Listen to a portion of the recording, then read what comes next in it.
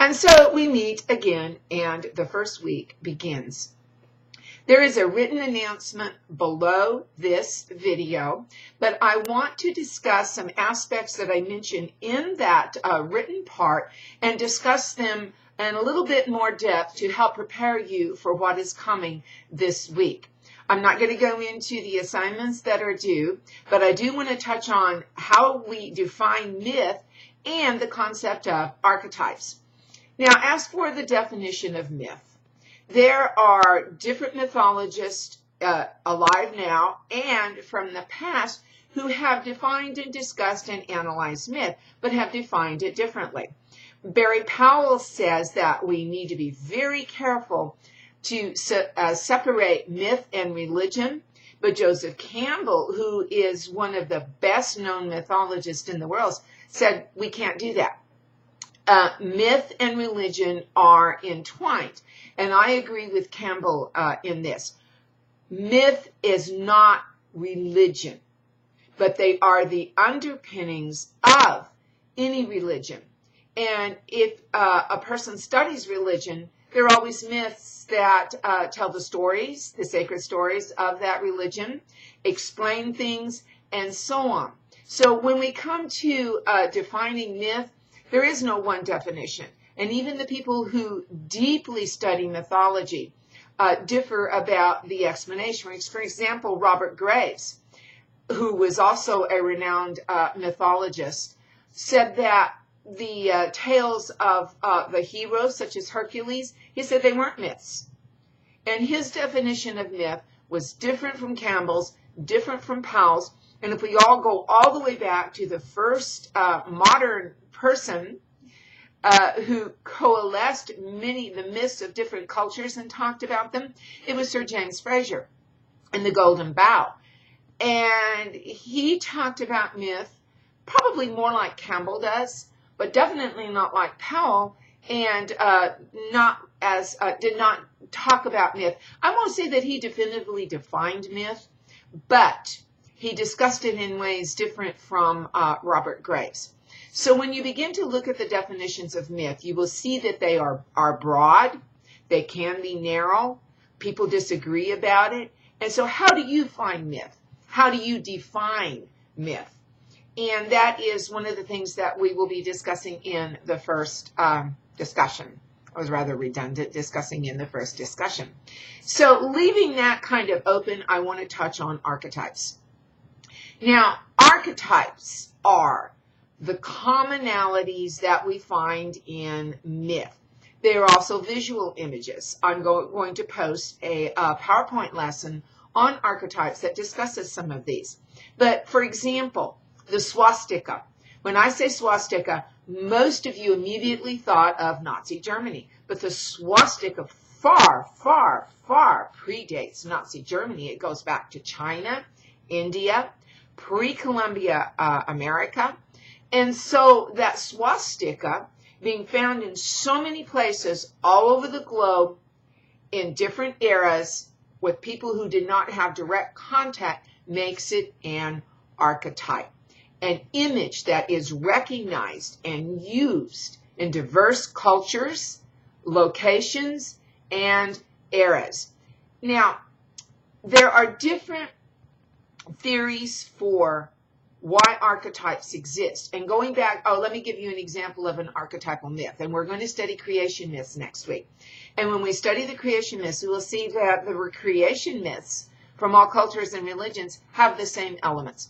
There is a primal abyss, there is darkness, there is water. The first being arises from the abyss and creates the universe or instills order in the universe.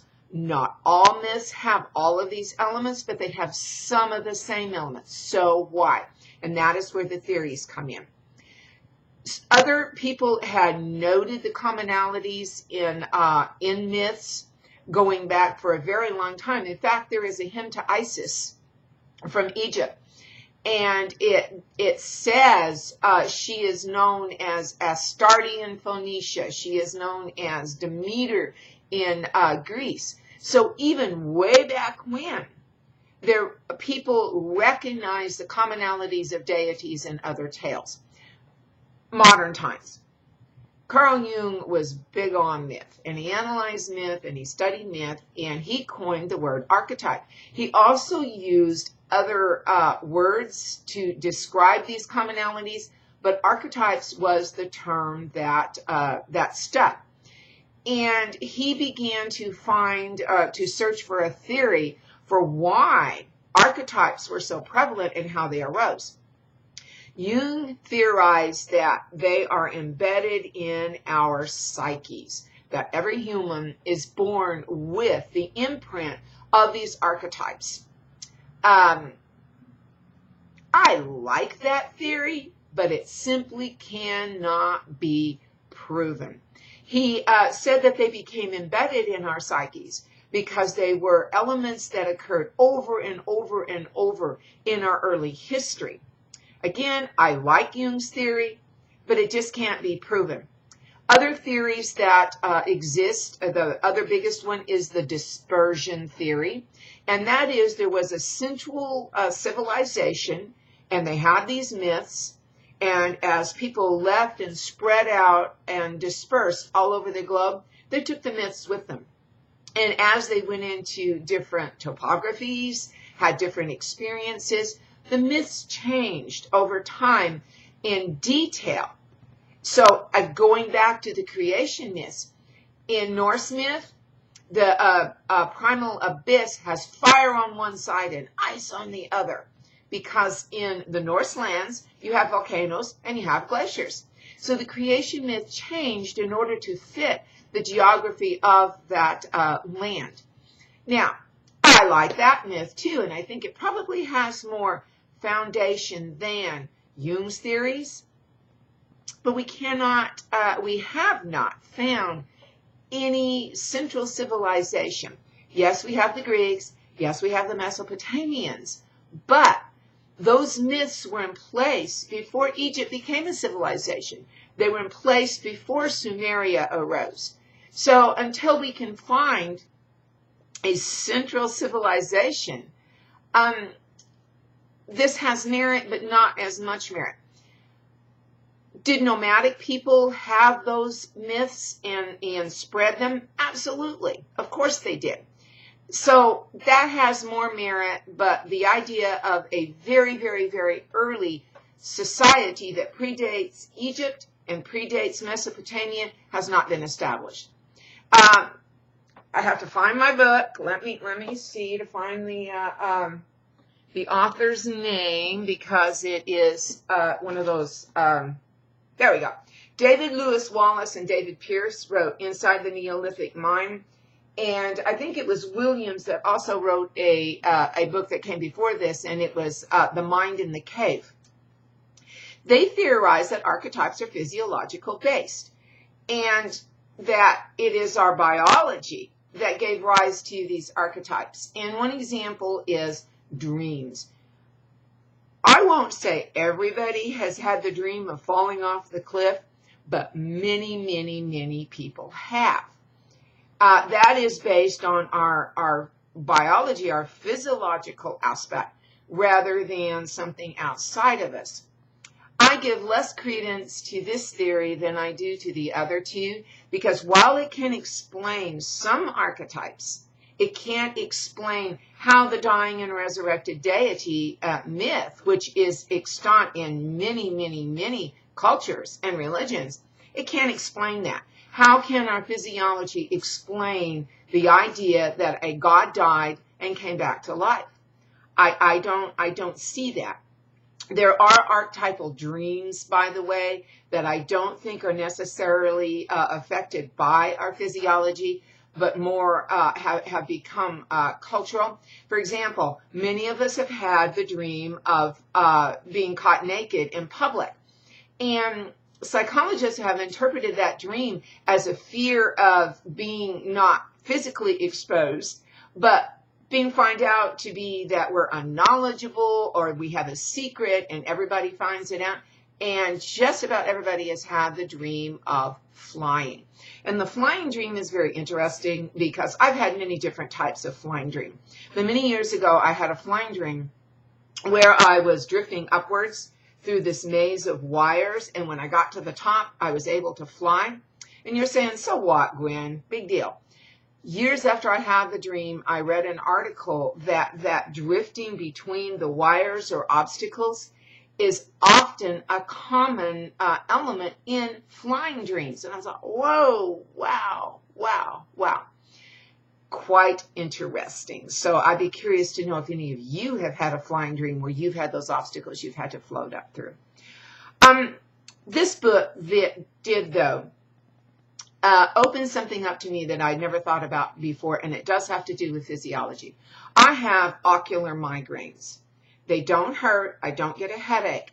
I see bright, jagged lines, and they're in an ellipse, and the jagged lines are around them, and they start at one point in my vision, and they pass through, and they last anywhere from 15 minutes to a half an hour. And during that time, I have a blind spot right in the middle of that ellipse. And you're saying, Gwen, why are you sharing your problems with me? Well, it's not a problem, and it is a brain thing, not a night thing. The reason why I'm sharing this is because when I read this book, Inside the Neolithic Mind, he discusses this, and he discusses ocular migraines and has some pictures, cave drawings, iconography of what looks just like the image that I see in my ocular migraine. So, our ancestors had the same bodies we have. They had the same physical problems, and they very likely had ocular migraines. And they expressed that in iconography on the walls of their caves. So how did those early humans analyze those experiences? I can go on Google and I can go to WebMD and I can read about ocular migraines and why they happen and why they exist and why the blind spot.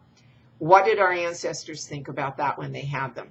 They're looking at the guy or the lady across the cave, and that person has no head because of that blind spot.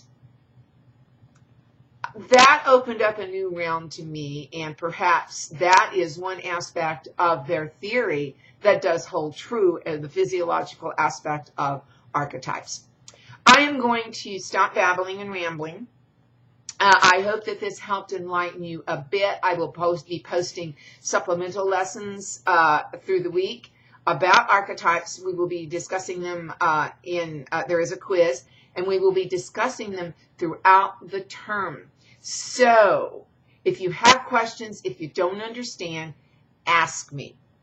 And I will be happy to explain the aspect of archetypes in more depth and more explanation.